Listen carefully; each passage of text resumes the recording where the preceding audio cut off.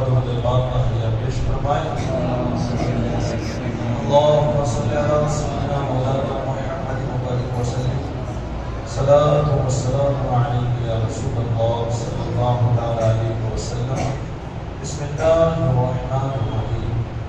اس دنیا کے اندر اللہ تبارک و تعالیٰ کی بے شمار نیک بندے گزرے ہیں۔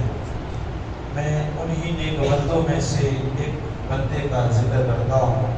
دعا ہے اللہ تبارک و تعالیٰ ان کے صدقے میں ہماری مغفرت فرمائے اور ان کے جیسی عبادت کرنے کی ہمیں بھی توفیق عطا فرمائے۔ وہ بڑا نیک تھا، حجت الاسلام امام محمد غزالی علیہ الرحمہ لکھتے ہیں کہ وہ انسان ایک مرتبہ ایک آدمی کے یہاں نوکری کے غرض سے جاتا ہے اور بات کرتا ہے کہ مجھے کچھ ضرورت ہے، نوکری پہ آپ رکھے۔ تو اس انسان نے اس بندے کو نوکری پہ جب رکھ لیا تو اس نے کہا آپ نے رکھ تو لیا ہے لیکن میری 3 شرطیں ہیں، اگر آپ قبول کرو تو میں یہاں رہتا ہوں۔ تو اس مالک نے کہا کہ کوئی بات نہیں، آپ اپنی شرطیں بیان کریں کہ کیا شرط ہے۔ کہا کہ سب سے پہلی شرط یہ ہے کہ میں پورا دن کام کروں گا لیکن رات کو کوئی کام، آپ دین میں جو چاہے کام مجھ سے کروا دیں۔ دیکھیں جسے اللہ کی عبادت کرنی ہوتی ہے اس کا رنگ دیکھیں، آپ جسے اللہ سے محبت ہوتی ہے اس کا انداز دیکھیں۔ وہ کہتا ہے کہ پورا دن آپ کو جو بھی مجھ سے کام کروانا ہو وہ کروا لیں لیکن رات کو میں کوئی کام نہیں کروں گا۔ مالک نے کہا ٹھیک ہے۔ کہا دوسری شرط، اس نے کہا کہ نماز کا وقت ہو تو مجھے پھر روکا نہ جائے، میں نماز پڑھنے کے لیے چلا جاؤں گا، مجھے نماز پڑھنے کی اجازت دی جائے، اس لیے کہ دین میں ظہر اور عصر کا وقت آتا ہے۔ تو مالک نے کہا کوئی بات نہیں، یہ بھی شرط منظور ہے۔ کہا تیسری شرط کیا ہے؟ تو اس بندے نے کہا کہ تیسری شرط یہ ہے کہ مجھے ایک الگ کمرہ دیا جائے اور میرے کمرے میں کوئی نہ رہے، میں صرف تنہا رہوں۔ تو اس مالک کے پاس بڑا امیر تھا، کافی کمرے تھے۔ کہا کوئی بات نہیں، اس میں بھی ہمیں کوئی پریشانی نہیں کہ اس نے کہا چلو تمہیں میں کمرے دکھا دیتا ہوں۔ اس نے جب کمرے دکھانا شروع کیے تو اس بندے نے ایک معمولی سے کمرے کو پسند کیا، ایک معمولی سا، اچھا نہیں، ایک آسان اور نارمل سا کمرہ اس نے جب پسند کیا تو اس مالک کو اس پہ بڑا تعجب ہوا۔ کہا کہ اتنے اچھے اچھے کمرے تھے، آپ نے ان کو چھوڑ کے اسے پسند کیا؟ تو وہ کہتا ہے کہ یہ آپ کے یہاں کم ہوگا، اللہ کے یہاں یہ بڑا اچھا اور خوبصورت ہے۔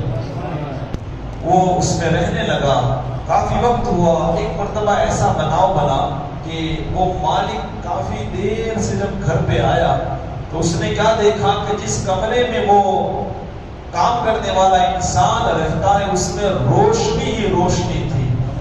وہ قریب جا کر جب اس نے جھانکا تو اس نے کیا دیکھا کہ وہ جو کام کرنے والا ہے وہ سجدے میں سر رکھ کر کے رو رہا ہے اور اس کے سر کے اوپر ایک کنڈیل جگمگا رہی ہے اور سجدے میں بس وہ بار بار یہی کہتا ہے اے اللہ تو مجھے معاف فرما، تو کریم ہے، تو رحیم ہے۔ ایک اور مالک کا میرے اوپر احسان ہے، ایک مالک کا ایک اور میرے اوپر خدمت ہے، اس لیے میں پورا دن تیری عبادت نہیں کر سکتا۔ مجھے جو وقت ملتا ہے رات کو وہ میں تیری بارگاہ میں حاضر ہو جاتا ہوں۔ اے اللہ مجھے معاف فرما۔ میرے اوپر ایک اور مالک کا کام ہے، وہ بس یہی کہتا رہتا، روتا رہتا۔ جب یہ حالات اس نے دیکھے تو صبح تک یہی دیکھا، مالک صبح تک دیکھتا رہا۔ دوسرے دن پھر اس کی عورت کو اس نے بتایا کہ یہ جو کام کرنے والا ہے بڑا نیک ہے۔ جب دوسرے دن یہ لوگ گئے تو ٹھیک اسی طرح وہ سر رکھ کر کے رو رہا تھا اور اللہ سے یہی کہہ رہا تھا اے اللہ مجھے معاف کر دے، ایک اور آقا کی میرے اوپر خدمت ہے، تو یہ وقت میں تیری عبادت نہیں کر سکتا، تو معاف کر۔ وہ جب صبح ہوئی تو جب دروازہ کھولا تو مالک باہر ہی کھڑا ہوا تھا۔ اس نے کہا کہ تم اتنے نیک ہو، اللہ کی عبادت کرنا چاہتے ہو، لیکن ہماری وجہ سے تم نہیں کر سکتے، جاؤ ہم نے آج سے تم کو آزاد کر دیا، تم دل کھول کے اللہ کی عبادت کرو۔ تو اس نے اللہ کی بارگاہ میں ہاتھوں کو اٹھا کے کہا کہ اے مالک یہ تو راز تھا تیرے اور میرے بیچ میں، اے اللہ یہ تو تیرے اور میرے بیچ میں راز تھا، اب تو لوگوں کو پتہ چل گیا ہے، اب مجھے زیادہ زندگی نہیں چاہیے۔ اتنا کہنا تھا، ایک چیخ لگائی، وہ زمین پہ گرا، جب اسے ہلایا گیا تو اس کے جسم سے روح پرواز کر گئی۔